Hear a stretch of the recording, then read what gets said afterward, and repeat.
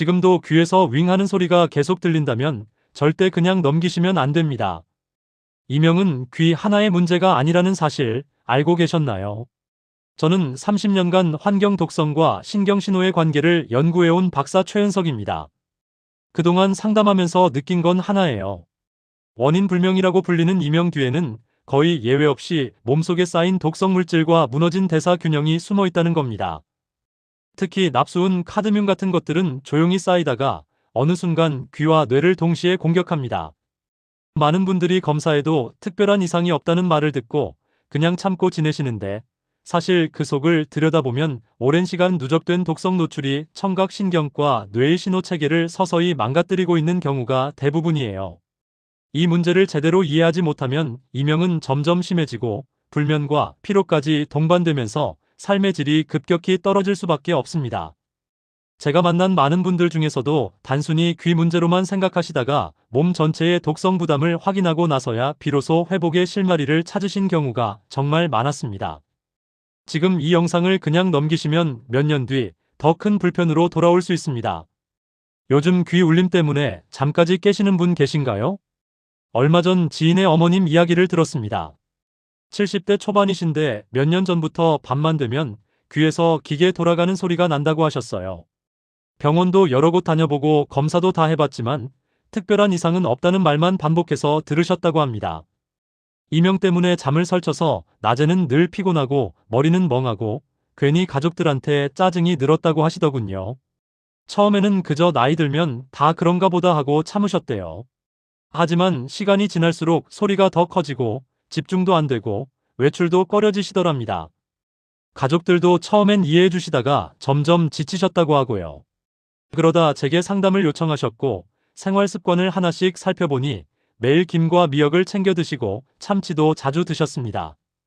또 젊을 때부터 작업 소음에 노출된 환경에서 오래 일하셨고요. 상담 과정에서 식단과 노출 환경을 조금씩 바꿔보자고 제안드렸습니다. 김과 미역은 찬물에 충분히 불린 뒤 물을 버리고 조리하도록 했고 대형 생선 섭취 빈도도 조절했습니다. 또 집안 환기를 자주 하고 수면 환경도 정리하셨죠. 작은 습관을 조정하고 식단과 노출 환경을 바꾸기 시작하자 귀 울림이 서서히 약해졌다는 이야기를 들었습니다. 지금은 밤에도 훨씬 편하게 주무신다고 하세요. 이 이야기를 끝까지 들어야 전체 흐름을 알 수 있습니다. 오늘 이 영상에서 말씀드릴 내용은 여러분의 이명 관리 방식을 완전히 바꿀 수 있는 중요한 지혜입니다. 이 이야기를 끝까지 듣고 실천하셔야만 진정한 변화를 경험할 수 있습니다. 구독과 좋아요 부탁드리고 끝까지 보시면 왜 지금 습관을 바꿔야 하는지 분명하게 깨닫게 되실 겁니다. 마지막에 나올 단 하나의 실천법을 놓치시면 지금까지의 노력이 의미 없어질 수 있어요. 그럼 이제 이명이 왜 이렇게 생기는지 원인부터 차근차근 짚어보겠습니다. 중금속이 청각과 뇌를 망가뜨리는 방식. 납이 만드는 숨은 청각 손상부터 말씀드려야겠습니다. 납은 대표적인 신경 독성 물질로 청각신경과 뇌 사이 신호 전달을 방해하는 성질이 있어요. 우리가 소리를 듣는다는 건 단순히 귀가 소리를 감지하는 게 아니라 그 신호가 뇌까지 정확하게 전달되고 해석되어야 비로소 완성되는 복잡한 과정입니다. 그런데 납이 몸속에 쌓이면 이 신호 전달 과정에서 속도가 느려지고 정확도가 떨어지면서 뇌가 잘못된 신호를 만들어내기 시작하는 겁니다. 해외 환경보건 연구에서 낮은 농도의 납 노출도 청각 신호 처리 속도를 떨어뜨린다고 보고되었습니다. 실제로 납 농도가 높지 않은 사람들조차도 청각 인지 반응 시간이 유의미하게 길어지는 현상이 관찰됐어요. 이게 바로 검사상으로는 정상인데 본인은 소리가 잘 안 들리거나 이명이 느껴지는 이유 중 하나입니다. 68세 김영호님은 검사상 난청은 없었지만 이명이 심했고 생활 환경을 점검해보니 오래된 집의 수도관에서 납 노출 가능성이 확인됐습니다. 수도관을 교체하고 식수를 정수기로 바꾼 뒤 몇 개월 지나니 귀 울림이 많이 줄어들었다고 하시더군요. 납은 한번 들어오면 몸 밖으로 나가는 속도가 매우 느리기 때문에 일단 노출 원인을 차단하는 게 가장 중요합니다. 오래된 수도관, 납 노출 가능 환경 점검이 필요합니다. 특히 오래된 건물에 사시는 분들은 한 번쯤 확인해 보시는 게 좋아요. 다만 무조건적인 해독 시도는 위험합니다. 몸에서 독성을 배출하는 과정 자체가 오히려 부담이 될 수 있기 때문에 전문가와 상담 후 진행하셔야 합니다. 생활 속에서 남 노출 가능성 생각해 보신 적 있으신가요? 그 다음으로 수은 이야기를 안 할 수가 없습니다. 수은은 말초 신경뿐 아니라 뇌 소리 해석 기능까지 손상시키는 물질이에요. 나비 신호 전달 속도를 늦춘다면 수은은 신호 자체를 왜곡시키는 역할을 합니다. 뇌가 실제로 들어온 소리와 다른 정보를 만들어내면서 이명이나 환청처럼 느껴지는 증상이 나타나는 거죠. 해외 신경과학 연구에서 수은 노출이 중추 청각 처리 장애와 연관된다고 보고되었습니다. 특히 대형 생선을 자주 섭취하는 집단에서 청각 중추의 기능 저하가 관찰됐고 이명 발생률도 높았어요. 수은은 생물 농축 특성 때문에 먹이사슬 상위에 있는 큰 생선일수록 더 많이 축적되어 있습니다. 72세 이정자님은 건강을 위해 고등어, 참치, 삼치 같은 대형 생선을 자주 드셨다고 합니다. 그런데 몇 년 전부터 이명과 불면이 심해지셨고 검사 결과 수은 수치가 높게 나왔어요. 생선 섭취 종류와 빈도를 조절하고 작은 생선 위주로 바꾸신 뒤 이명이 조금씩 나아지셨다고 하시더군요. 물론 생선은 좋은 영양소가 많기 때문에 무조건 피할 필요는 없습니다. 다만 종류와 빈도를 조절하는 게 중요합니다. 임의의 극단적 식단 제한은 피해야 합니다. 생선을 아예 안 드시면 오메가 지방산 같은 필수 영양소가 부족해질 수 있으니 작은 생선을 적절히 드시는 게 훨씬 현명한 방법이에요. 자주 드시는 생선 종류는 무엇인가요? 그리고 카드뮴 이야기도 빼놓을 수 없습니다. 카드뮴은 소리를 감지하는 유모세포 자체를 손상시키는 물질입니다. 유모세포는 귀 속 달팽이관에 있는 아주 작고 섬세한 세포인데 한번 손상되면 재생이 거의 불가능해요. 카드뮴은 이 세포를 직접 공격해서 기능을 망가뜨립니다. 국내외 독성학 연구에서 카드뮴의 생물학적 반감기가 매우 길다고 보고되었습니다. 한번 들어오면 몸에서 빠져나가는데 수십 년이 걸릴 수 있다는 뜻이에요. 그래서 카드뮴 노출은 더욱 주의해야 합니다. 카드뮴은 주로 흡연, 오염된 토양에서 자란 농작물, 일부 해조류 등을 통해 들어옵니다. 65세 박성민님은 흡연력이 길었고 청력 저하와 이명이 동반되었습니다. 금연 후에도 이미 쌓인 카드뮴 때문에 증상이 쉽게 나아지지 않았지만 노출 원인을 차단하고 식단을 조정하면서 더 이상 악화되지 않도록 관리하고 계십니다. 흡연 환경과 토양 오염 식품 점검이 필요합니다. 특히 흡연자이거나 흡연 환경에 자주 노출되시는 분들은 반드시 환경을 바꾸셔야 합니다. 노출 원인을 먼저 줄여야 합니다. 이미 쌓인 독성은 천천히 빠지지만 새로운 노출을 막는 것만으로도 더 이상의 손상을 막을 수 있습니다. 오래된 생활 습관 중 바꾸기 어려운 건 무엇인가요? 납, 수은, 카드뮴 이 세 가지는 각각 다른 방식으로 청각 시스템을 공격합니다. 납은 신호 전달을 늦추고 수은은 신호를 왜곡하고 카드뮴은 세포 자체를 파괴합니다. 이 세 가지가 동시에 작용하면 귀와 뇌는 정상적으로 기능할 수가 없어요. 이게 바로 원인불명 이명의 실체입니다. 그런데 중금속만 문제가 아닙니다. 이 독성 물질들이 몸속에 쌓이면 또 다른 연쇄 반응이 시작됩니다. 바로 산화 스트레스예요. 중금속이 세포를 공격하면 세포는 방어 과정에서 활성산소를 만들어내는데 이 활성산소가 또다시 세포를 손상시키는 악순환이 반복되는 겁니다. 특히 귀와 뇌처럼 민감한 조직은 이 공격에 더 취약합니다. 실제로 이명이 있는 분들의 체내 산화지표를 측정해보면 정상인보다 훨씬 높은 경우가 많습니다. 이건 단순히 귀의 문제가 아니라 몸 전체가 염증과 산화 스트레스 상태에 있다는 신호예요. 그래서 이명을 제대로 관리하려면 귀만 볼 게 아니라 몸 전체의 독성 부담과 대사 균형을 함께 봐야 하는 겁니다. 또 하나 중요한 게 있습니다. 중금속은 혈관 건강도 망가뜨립니다. 귀로 가는 혈류가 줄어들면 산소와 영양소 공급이 부족해지면서 유모세포와 청각신경이 더 빨리 손상됩니다. 특히 뇌 쪽은 혈관이 매우 가늘고 섬세해서 혈류장애에 굉장히 취약해요. 중금속이 혈관 내벽을 손상시키고 혈액순환을 방해하면 이명은 더 심해질 수밖에 없습니다. 그래서 이명을 단순히 귀 문제로만 접근하면 절대 해결이 안 됩니다. 중금속 노출을 줄이고 산화 스트레스를 낮추고 혈액순환을 개선하는 통합적인 접근이 필요한 이유가 바로 여기에 있어요. 이제 조금 더 구체적으로 몸속 환경을 어떻게 바꿔야 하는지 다음 장에서 이어가 보겠습니다. 이명을 키우는 몸속 환경과 회복 전략. 중금속은 세포의 에너지 공장을 망가뜨려 활성산소를 폭증시킵니다. 우리 몸의 모든 세포에는 미토콘드리아라는 에너지 생산 기관이 있는데 중금속이 이 미토콘드리아를 직접 공격하면서 에너지 생산이 줄어들고 대신 활성산소가 과도하게 만들어지는 겁니다. 이 활성산소가 세포막, 단백질, 유전자까지 손상시키면서 이명뿐 아니라 전신 피로, 집중력 저하, 불면까지 연결됩니다. 그렇다고 무조건 항산화제를 많이 먹는 것이 답은 아닙니다. 항산화제도 종류와 용량이 중요하고 몸 상태에 맞지 않으면 오히려 독이 될 수 있어요. 제일 중요한 건 몸이 스스로 항산화 능력을 회복하도록 돕는 겁니다. 균형 잡힌 식단과 충분한 수면이 기본입니다. 신선한 채소와 과일, 통곡물, 견과류 같은 자연식품에는 몸이 필요로 하는 항산화 물질이 적절한 비율로 들어있어요. 최근 잠은 잘 주무시고 계신가요? 수면이 부족하면 몸의 회복 능력이 급격히 떨어집니다. 특히 뇌와 신경 조직은 수면 중에 독성 물질을 배출하고 손상된 세포를 복구하는데 이 과정이 제대로 이루어지지 않으면 이명은 더 악화될 수밖에 없어요. 잠을 잘 자는 것만으로도 이명 증상이 호전되는 경우가 정말 많습니다. 그 다음으로 아연 이야기를 해야겠습니다. 아연은 청각 보호에 필요하지만 과하면 독성이 될 수 있습니다.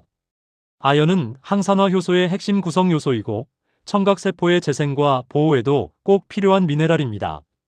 그런데 문제는 너무 많이 섭취하면 오히려 구리 같은 다른 미네랄의 흡수를 방해하면서 균형이 깨지는 거예요.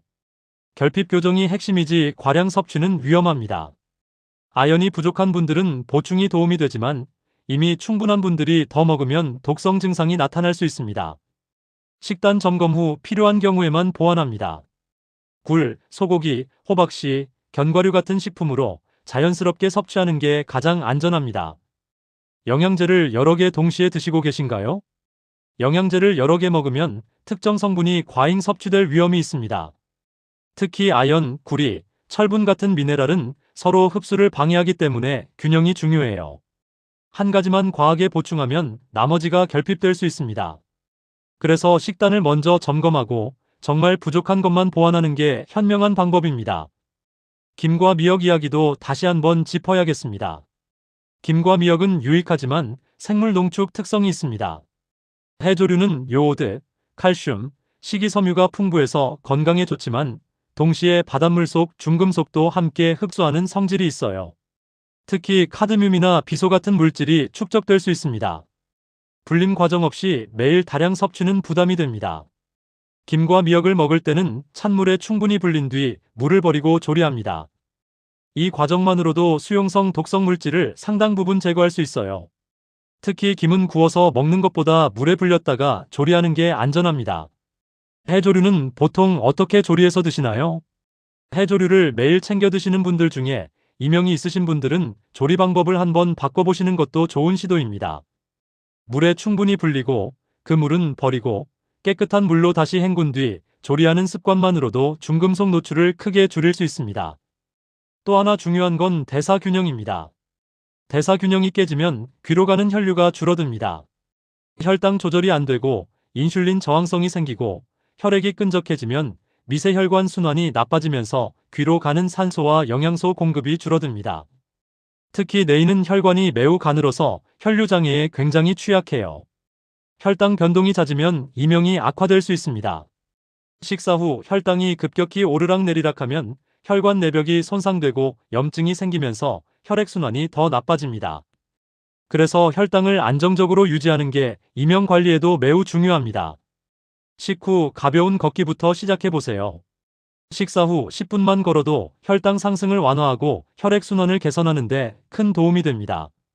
식사 후 바로 앉아 계신 편인가요? 식사 후 바로 앉아 있으면 혈당이 급격히 오르고 소화도 더디고 전신 혈액순환도 나빠집니다. 식후 가벼운 산책은 혈당 조절뿐 아니라 귀 건강에도 직접적인 도움이 됩니다. 이명이 있으신 분들 중 식후 걷기를 시작하고 나서 증상이 좋아졌다는 분들이 정말 많습니다. 스트레스 관리도 빼놓을 수 없습니다. 스트레스 호르몬인 코르티솔이 과도하게 분비되면 혈압이 오르고 혈관이 수축하고 염증 반응이 증가하면서 이명이 더 심해집니다. 특히 만성 스트레스는 몸의 회복 능력을 떨어뜨려서 이미 손상된 청각세포가 재생되지 못하게 만듭니다. 스트레스를 완전히 없앨 수는 없지만 관리는 할 수 있습니다. 깊은 호흡, 가벼운 스트레칭, 명상, 취미 활동 같은 것들이 도움이 됩니다. 하루에 딱 10분이라도 조용히 앉아서 호흡에 집중하는 시간을 가지면 스트레스 호르몬 수치가 낮아지고 이명도 함께 줄어드는 경우가 많아요. 마지막으로 소음 노출도 점검해야 합니다. 이미 이명이 있는 상태에서 소음에 계속 노출되면 청각세포 손상이 가속화됩니다. 큰 소리가 나는 환경에서는 귀마개를 착용하고 이어폰 사용 시간도 줄이고 볼륨도 낮추는 습관이 필요합니다.